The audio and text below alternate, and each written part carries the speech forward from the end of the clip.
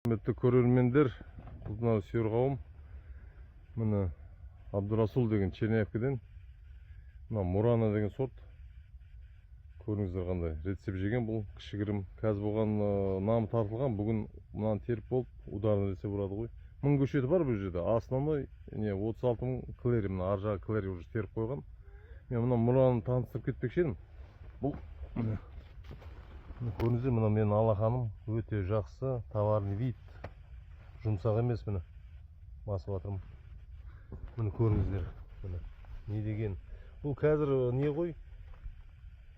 Әлі кішкентайда, бұл бұдан да үлкен болады. Қазір ударны рецепт береміз, 1-4. Міне көріңіздер. Міне жай рецепт, мына бірдеңе жеген екен, ничего. Қазір құлтына жоқ. Бағасы 5300 теңге болып жатыр Сарыағашта. Құрметті көрермендер, міне көрсеңіздер, міне бәрі.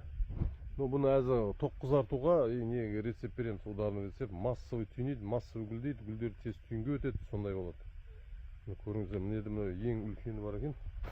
Сәл гормонализ бой болған, қараңыздар. Өте әдемі. Ар жағы клери, мына.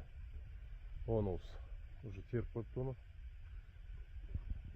Қазір паузаға қоямын, кейін анау қайырды теріп атып, клери қазір көрсетемін сіздерге. Қанша қырып қойып отырғанын. Жақсы, қазір пауза қойып тұрайын. Мынау міне бүгін 5 апрель 2025 жыл. Міне. Мынау клери уже теріп қойыпты. Қазір көрсетіп жүрейін. Мынау да клери 35 000 көшеті бар. 1000 Муранасы бар ғой, жаңа өтініш қылып едім, термей тұрып Мураны көрсетіп жүрейін деп. Мынаны да теріп қойған, о арасында бар қызылдары.